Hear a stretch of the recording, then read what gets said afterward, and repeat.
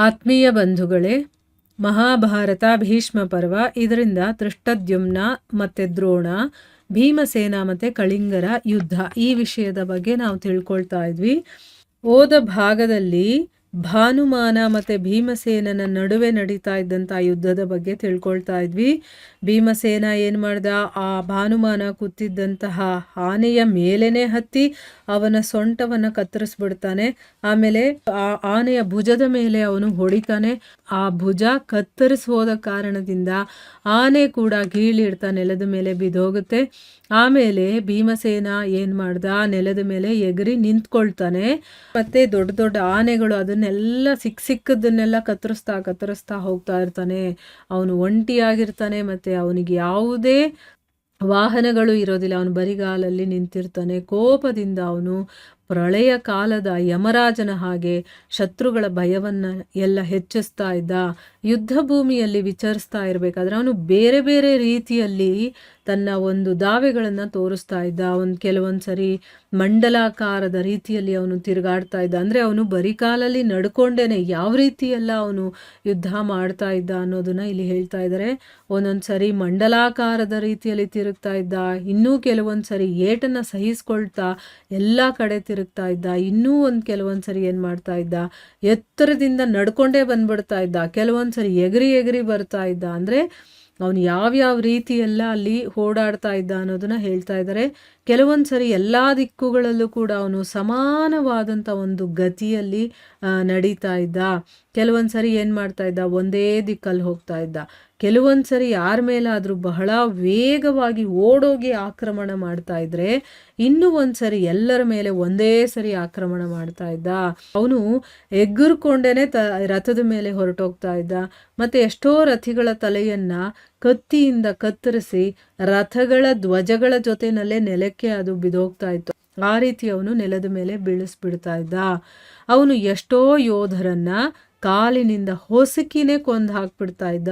ಇನ್ನು ಎಷ್ಟೋ ಜನರನ್ನ ಮೇಲಿಂದ ಎಸೆದು ಕೆಳಗಡೆ ಬೀಳಿಸ್ತಾ ಇದ್ದ. ಎಷ್ಟೋ ಜನರನ್ನ ಕತ್ತಿಯಿಂದಾನೇ ಅವನು ಮುಗಿಸ್ಬಿಡ್ತಾ ಇದ್ದ. ಇನ್ನೂ ಎಷ್ಟೋ ಜನರನ್ನ ತನ್ನ ಗರ್ಜನೆಯಿಂದ ಹೆದರಿಸಿ ಓಡಿಸ್ಬಿಡ್ತಾ ಇದ್ದ.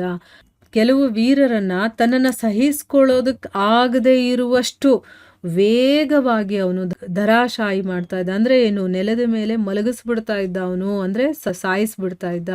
ಇನ್ನೂ ಎಷ್ಟೋ ಜನರು ಇವನನ್ನು ನೋಡಿದ ತಕ್ಷಣನೇ ಭಯದಿಂದ ಪ್ರಾಣವನ್ನು ಬಿಟ್ಟುಬಿಡ್ತಾ ಇದ್ರು. ಅಂದರೆ ಅಷ್ಟೊಂದು ಭಯಂಕರವಾಗಿ ಅವನು ಯುದ್ಧವನ್ನು ಮಾಡ್ತಾ ಇದ್ದ. ಇಷ್ಟೆಲ್ಲ ಆದರೂ ಕೂಡ ಕಳಿಂಗರ ಬಹಳ ದೊಡ್ಡ ಸೈನ್ಯ ಭೀಮಸೇನನನ್ನ 4 ಕಡೆಗಳಿಂದ ಮುತ್ತಿಗೆ ಹಾಕಿ ಆಕ್ರಮಣವನ್ನು ಮಾಡ್ತಾರೆ. ಕಳಿಂಗ ಸೈನ್ಯ ಸಾಮಾನ್ಯವಾಗಿರುವಂಥದ್ದಲ್ಲ, ತುಂಬಾನೇ ದೊಡ್ಡ ಸೈನ್ಯ ಅದು.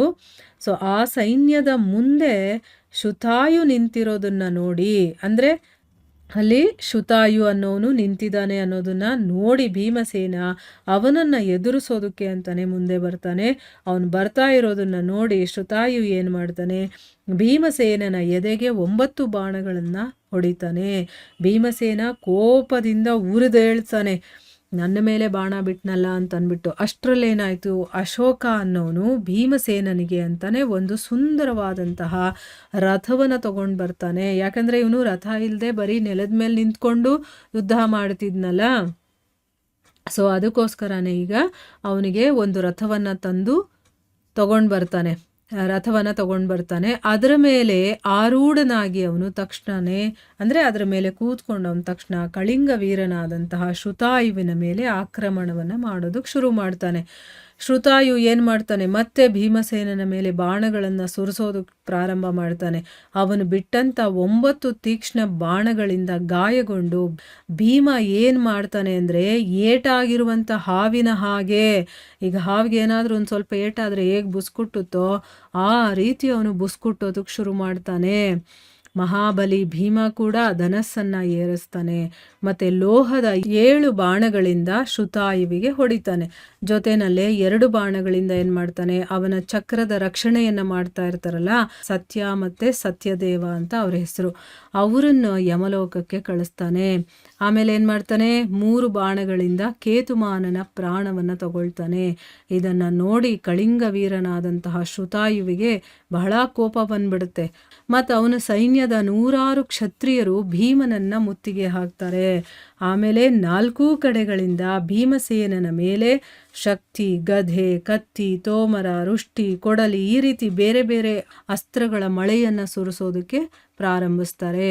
ನೋಡಿದ್ರ ಎಷ್ಟು ಜನ ಅವನೊಬ್ಬನ ಮೇಲೆ ಯುದ್ಧಕ್ಕೆ ಬಂದಿದ್ದಾರೆ ಅಂತ ಅಂದ್ಬಿಟ್ಟು. ಆದರೆ ಅವನು ಧೃತಿಗೆಡೋದಿಲ್ಲ. ಎಷ್ಟೇ ಜನ ಬಂದು ಏನೇ ಮಾಡಿದ್ರು ಕೂಡ ಅವನು ಯುದ್ಧ ಮಾಡ್ತಾನೆ ಇದ್ದಾನೆ. ಅವನು ಹೇಗೆ ಯುದ್ಧ ಮಾಡ್ತಾನೆ, ಈಗ ಇಷ್ಟೂ ಜನ 4 ಕಡೆಗಳಿಂದ ಮುತ್ತಿಗೆ ಹಾಕಿದಾರಲ್ಲ, ಅದರಿಂದ ಅವನು ಹೇಗೆ ತಪ್ಪಿಸ್ಕೊಳ್ತಾನೆ ಅಥವಾ ಅವನಿಗೇನಾದರೂ ಆಗುತ್ತಾ ಅನ್ನೋದನ್ನು ನಾವು ಮುಂದಿನ ಭಾಗದಲ್ಲಿ ತಿಳ್ಕೊಳ್ಳೋಣ.